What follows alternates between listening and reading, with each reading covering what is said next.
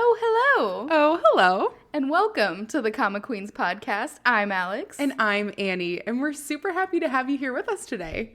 So, if anybody is a veteran of reading Manta comics, you're aware that there's a section called Leaving Soon. Unfortunately, that's what it should be called. Unfortunately, Leaving Soon. And Alex and I, a lot of times, have seen that these titles are not really things that we've gotten the chance to read yet. So today, Alex has kind of done a special deep dive for everybody. yes, I have taken it upon myself to read all of the titles in Manta's Leaving Soon in December. And I'm here to tell you which ones you should read and which ones you can kind of skip over before they leave. All of these series that we're talking about today will be leaving on December 24th. So you don't have too long to read them, but there's still enough time that you could squeeze in maybe one or two. Yes. So let's know which ones you're prioritizing for us. Okay, so I'm going through these in the order that I read them. The first one is Talk to Me Tenderly. This is one that I actually had previously read, and so I didn't read that as a part of this Leaving Soon series that I have been power reading through the rest of them. I know, Annie, that you are also reading this one now. It is a boy love drama. It's 122 episodes, so if you do choose to read this one, it might be the only one you read, it just depending on how quickly you read, but it is a really, really good story. So it's essentially about Gabriel, and he is a young man who is venturing out into life on his own.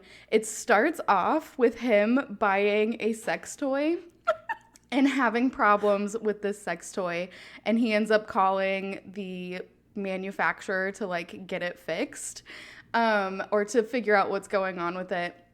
And this is where he ends up meeting over the phone, meeting Luke, one of his love interests. There are 3 love interests in this one. Luke, Angel, and Ray is the third one. And Ray is like one of his longtime friends. Angel is actually Luke's best friend. And Luke is kind of the main love interest who I love very much. This one starts off in a super cringy place. I actually started reading this one, had to stop reading it from the secondhand embarrassment that I got in the first episode, and then eventually decided, okay, I'm gonna give it a second try and just try and power through the beginning. Made it through that and really, really loved the story.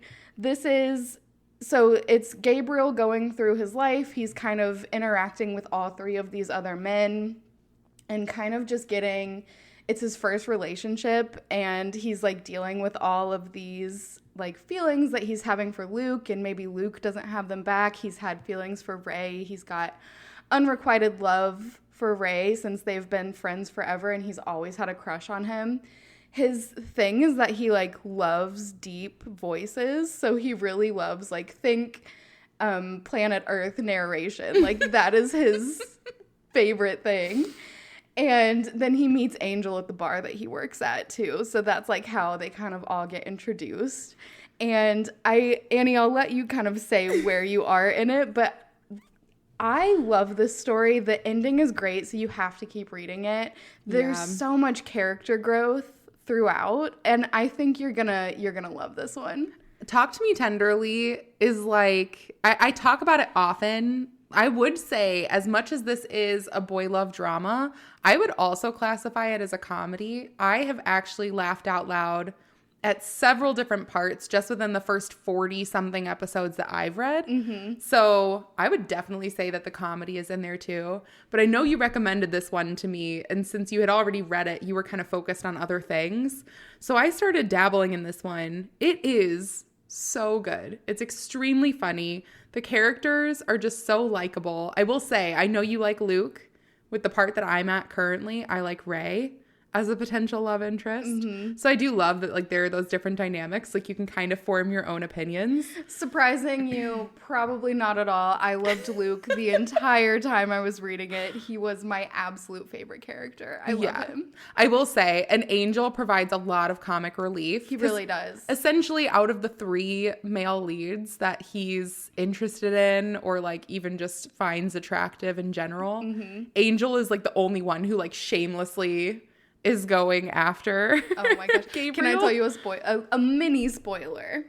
Okay, we're gonna get a mini spoiler. What is this? Okay, so when we get started, like, getting further into the series, Luke and Gabriel start spending, like, a lot more time together because Luke realizes that he actually has genuine feelings for Gabriel, and Gabriel's, like, well, already there. Yeah. And so they're spending all this time together, and Angel starts to get jealous, but not in the way that you might think. He's jealous that Luke is spending all of his time with Gabriel, and he, like, feels like he lost his best friend. Aww. So they end up having like a really cute sleepover that Angel kind of bullies him into. And I love it. I do love it. I will say, like, Angel out of the 3 of them is like extremely like aggressive flirtatious. Yeah.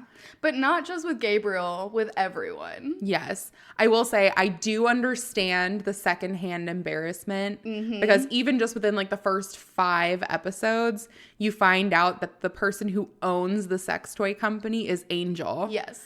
And the person who answered the phone call, of course, is Luke. Yes. And so none of these things have been like pieced together right there in the beginning. But you know for a fact that like all of this embarrassment is just going to rush back. And essentially it's just a hysterical story about a 22-year-old guy having like his first love experiences. Yeah.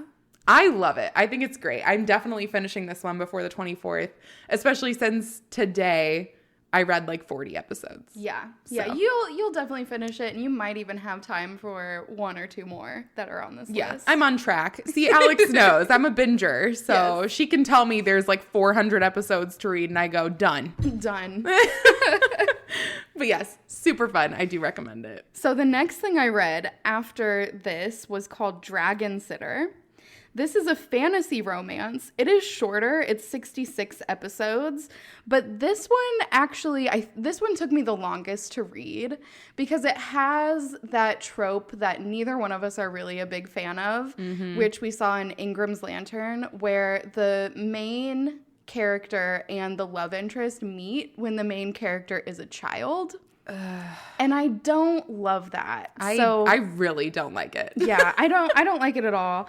But basically, this one is about Corette, who, when the story starts off, is 12, and Axela, who is a 700-year-old dragon, and just a bit of an age difference. Just a bit of an age difference. I mean, we're really approaching like Twilight here. I mean, actually, this surpasses Twilight.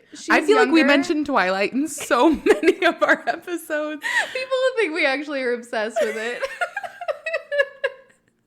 It's just the only thing we have for reference at the top of our minds. Which is a good sign that we were obsessed with it. We were as little youngins when it first came out. I mean, who wasn't back in the day? It's true. Okay. Well, Twilight aside, this is about Corette. She doesn't have any family. She's been living in this orphanage, and she needs a job because the orphanage is going to close down. She wants to provide money to the orphanage to save it, and so she goes and gets this job as a dragon sitter. Now, why does a 700-year-old dragon need a sitter? That's a great question, because that was the one I had. Because he is apparently a depressed alcoholic and can't take care of himself, doesn't, like, feed himself, will just kind of drink himself into a stupor and, like, can't really function on his own. And he needs a babysitter. Or so we're told. So, she goes to his castle, and he's like, go away. I don't want you. I don't need you here. Go away. You know, I am 700 years old. I am 700 years old. You're 12. Get out of here. So she leaves because what's she going to do? He kicked her out. And she gets attacked by wolves. And there's a very Beauty and the Beast moment, too, because he comes to save her from the wolves. And then, well, he doesn't end up getting hurt, but then they end up going back.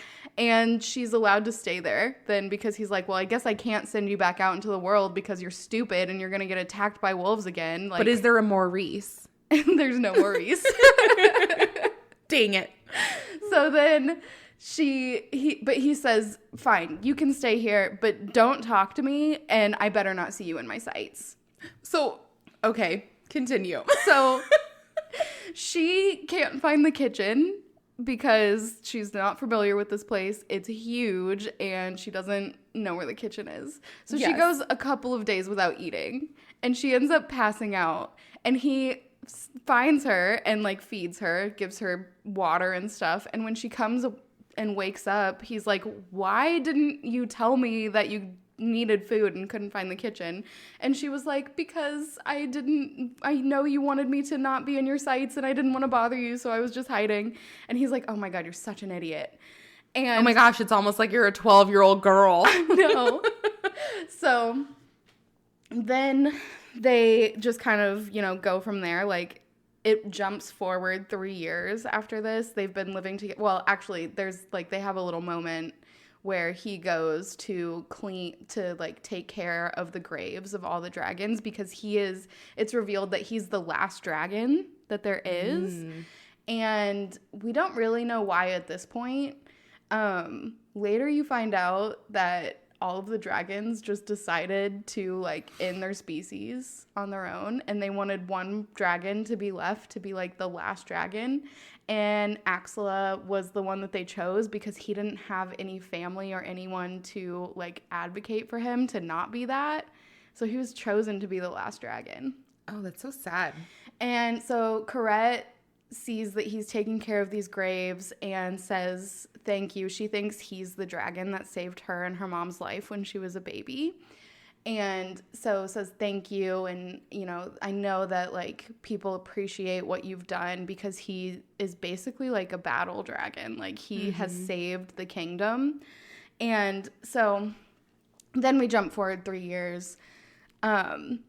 I've probably gone into way too much detail into this story. It is really good. There is one moment. I marked this down on our tracker as really good but not perfect. I think it would be the perfect story if she would have started off being 20 or something. Older. When it started. Yeah. Yeah. But there is a beautiful, beautiful moment where the queen, there's an evil queen. There's always an evil queen. And the queen is talking to Axela and telling him you don't matter. You're basically just a war machine. You have to listen to everything that I say. And no one is going to think positively of you. You're just this dragon. Everyone's scared of you. No one likes you, queen. Get out of here. And Corette goes and stands up to the queen and is like, you cannot talk to him like this. Takes Axela away. And then she confesses that she loves Axela, and Axela's like, why would you love me? I'm not worth that. And she has this moment with him where she's like, you deserve to be happy. You deserve that. And it's really heartbreaking. It's so beautiful. So overall, I would say a good story, worth the read. If you have time to read it before it leaves, I really recommend it. I really liked it. After a rough start, I would say I really got into it at the end. Yeah. I mean, honest to goodness, it kind of sounds like a really touching story. It's just that one trope, man. It is. That catches me up every time. Yeah, it's the trope that I don't like, but everything else, I really liked it. If they were both kids and they grew up together, it'd be fine. If they were both consenting adults. But when it's a kid and an adult, I hate it. Yeah. Why do you do this? Why? Stop doing this. It doesn't make your story any better. It just makes it weird. So, after this one, the next one I decided to dive into, after that I wanted a break from romance. So I went into Ripple Rooter, which is a supernatural mystery. Ooh. It's 63 episodes, and this one again, I would say took me the second longest to read. And the 63 episodes are like, it's a lot of text. It's very text heavy. You know how some there's like a few panels that you can scroll by and there would be no text. Yeah. There's like almost no panels like that. Very dense text. Mm-hmm. And the way that it is translated, they hyphen words like in the middle, which I don't know if that's difficult for everyone. It makes it more difficult for me. So I had to read it slower than I probably would have otherwise. And the text doesn't always fit in the speech bubble perfectly. So that makes it like altogether a little bit more difficult to read. Yeah. However, it is a really, really gripping story. The art is hauntingly beautiful. Ooh. It's so fitting. It's one of those, you know how you just like can be put into the mood of a story based on like the art style. Yeah. This one is like that. It's just absolutely gorgeous, but in like an eerie way. Ooh. I like love that. it. So it's about Vincent, who is a librarian. And you actually find out that Vincent is not just a librarian. He's really a spiritual messenger. And he delivers fates to the people of the town. You know, just a side job. Yeah, just a side job.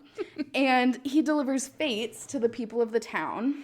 So he is going through, he has a kind of guide that comes with him. The guide's name is Rue. And Rue can transform into like any animals, take on human shape, all of that stuff. Mm-hmm. And so, and is like just his constant companion, basically. Yeah.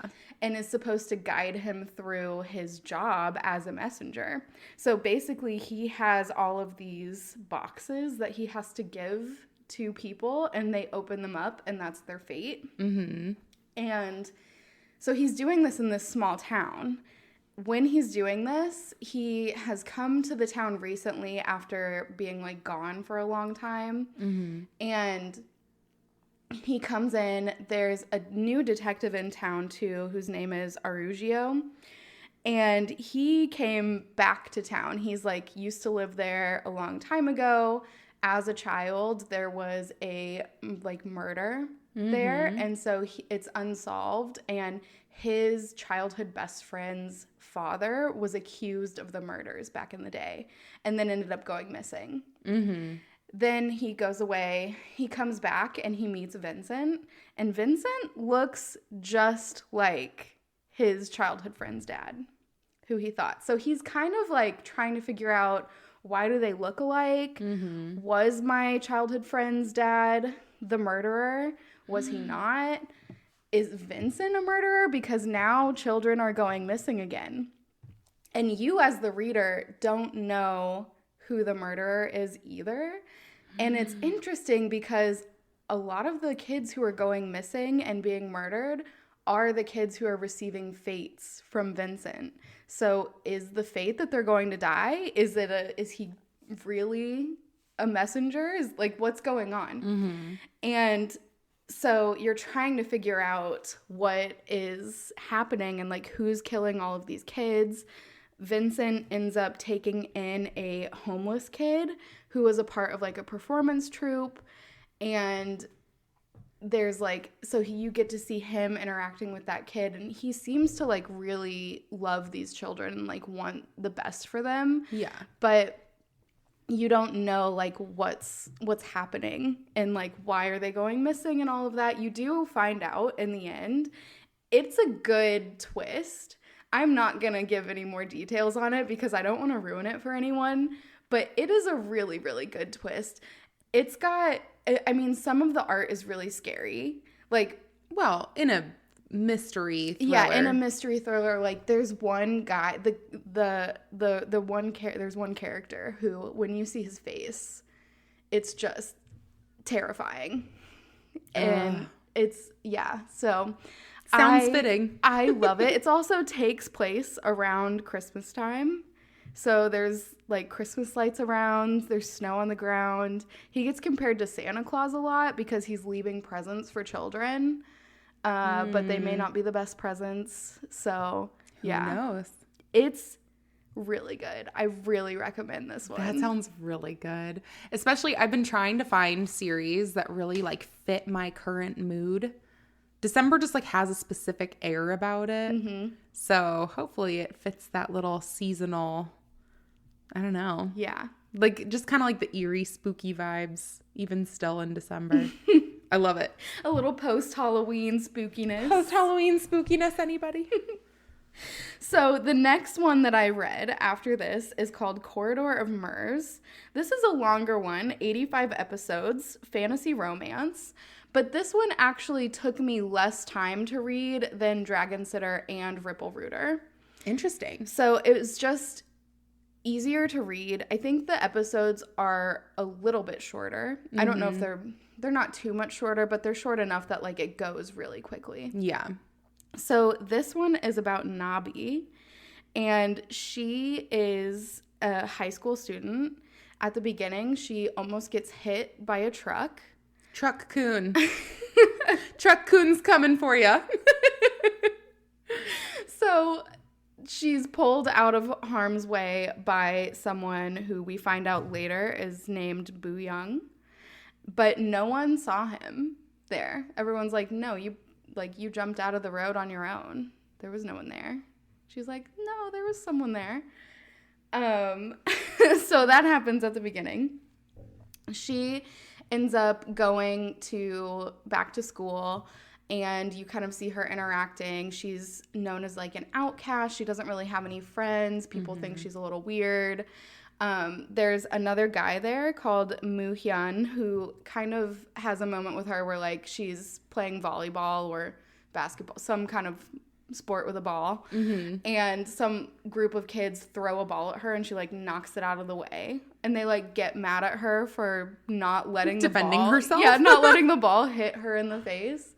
And Moo Hyun is like, hey, that was a cool of you to block that, like good job. And that's the first interaction you see with him. So then she finds out later from Moo Hyun that that she like sees this reaper, and she doesn't know what it is. It's like this kind of red ball of energy kind of thing, and Moo Hyun can see it too. And so you find out that there are reapers and there are Murs. This is like what Moo Hyun is telling her. Like, and there are people who can see them, the reapers, and can like get rid of them. She happens to be one of those people. And so he tells her kind of how to defend herself. Like, she's now seeing them everywhere. She's seeing them attached to people.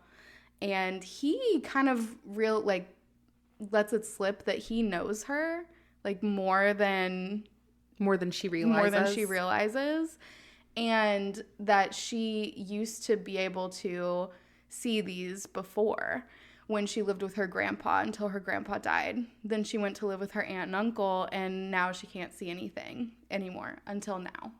Until this accident that she had. So why now? Who knows? But you find out that Bu Young and Moo Hyun and a whole host of other people are actually Murs. And they're basically Murs and Reapers are kind of like good and evil. The Murs are good, the Reapers are evil, but you need both of them. Like, Murs can't completely get rid of Reapers, and if Murs were to leave, then Reapers would take over the world. So you need the balance. You need a balance. It's kind of like a battle between good and evil. And all of these people like know Nabi, like more than she knows any of them. And so you're kind of coming to realize that like she is not her, you don't know who she is, and you're trying to figure out who she is and like why she's so important and why her family line is so important. You realize that this is like a power that her family has. And that there was a great quote where they said that they share the same eternal bond. So all of these people are like linked together forever. And the art is beautiful. It's gorgeous art. Nabi is like in love with Booyang. Mm-hmm. And says like he's the most beautiful man I've ever seen in my entire life. Every time when she first meets him, she gets a nosebleed. One of those. Oh my gosh. I love it. It was a really good series too. Yeah. Oh my goodness. These all sound great. Now I'm like adding it up in my head. I'm like, how many episodes do I have to read before the 24th? Yeah. Yeah, you're gonna have to power through some of these. Yeah, so now, I mean, like anybody who's listening, you might potentially even have to pick and prioritize which ones, but they all sound really good. Yeah. So the last one on the list is called Three's a Crowd. This is a slice of life, 41 episodes. This one actually kind of lost my interest. Oh, no. I only read 15 episodes, and it's cute. I might finish it just to say that I have, but I'm not sure yet. Basically, this one is about Yeonwoo, and he is a part-time office worker at a company, and the other main character is Soojin Shin, and he is the director of global business at the same company. Mm-hmm.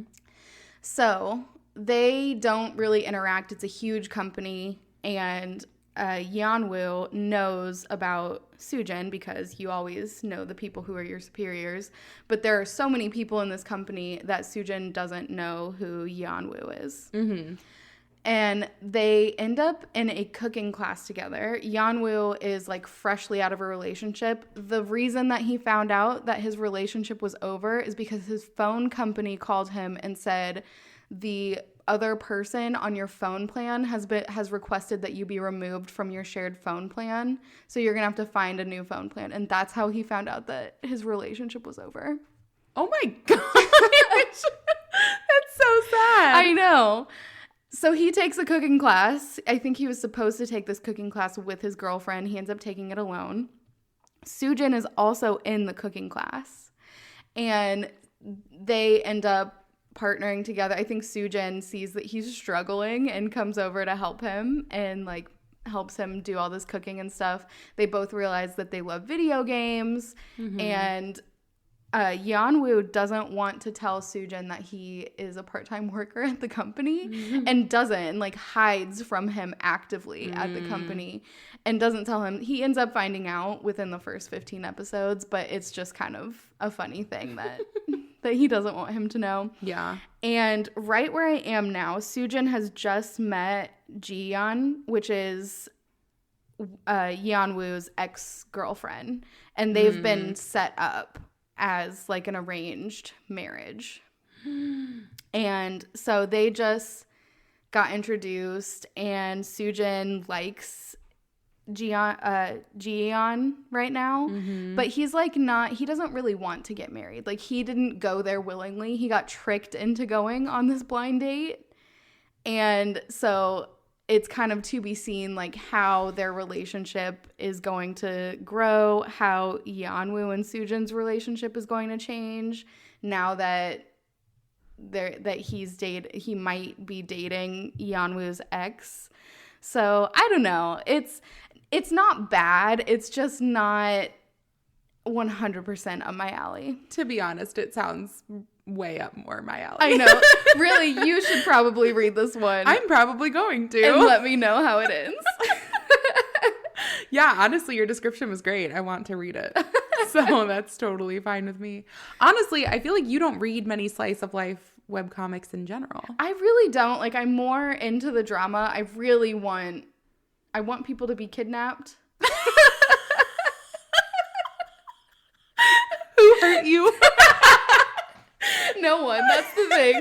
She's like, no one. I have to watch other people, fictional people. No, it's just that, I mean, we've gone over this before, but the one like that I go back to is when you were talking about how the big drama in your story was that the character had to confess her feelings, and I was saying that the big drama in my story was that the main character was kidnapped again. By chance, were you talking about Painter of the Night? I was talking about Painter of the Night.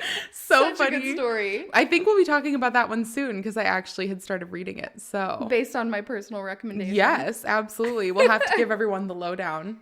But yes, I think slice of life is definitely usually more my cup of tea, so I'll have to give it a go. Yeah. Especially before it leaves. Yeah. In December. Are there any others on this list that you're like definitely going to read now? All of them. All of them. Okay. Well, my recommendation, if you are into the romance, Corridors of Murs first. Okay. If you want something supernatural mystery, you only have one option. But it's a really good option. It's a good option. If you're open to any of them, I guess maybe I would have to say Talk to Me Tenderly first. Oh, we're already there. If you haven't read, I'm telling everyone, if you haven't read any of these, Talk to Me Tenderly, definitely my favorite. Then probably Ripple Rooter would be a close second. It was a really good twist. Okay. Yeah, I'll have to make my priority list now. Yeah. Just so I know I can read as many as I can. But if you haven't read any of these titles and you'd like to give them a go, by all means, join us on reading them before December 24th. We got a time clicking in the background. Ticking time bomb. It's like Countdown to Love, but it's Countdown to Sad. Countdown to the end of these series. But yeah, I'm absolutely excited. Honestly, I know you've read a lot of them very, very quickly. So. I have. Yeah. It was kind of hard to keep everything straight. Luckily, I've got my trusty notebook here. Thanks for the lowdown and the scoop because I've been busy reading like 15 other things by myself. So yes, I'm glad to hear about it. I'll have to read some of them before they go. And if you've read any of these or if you haven't read any of them, feel free to let us know what you think and what titles we should read next. Yeah. And we're glad we got to talk to you today. We'll hope to talk to you on the next one. Goodbye. Bye.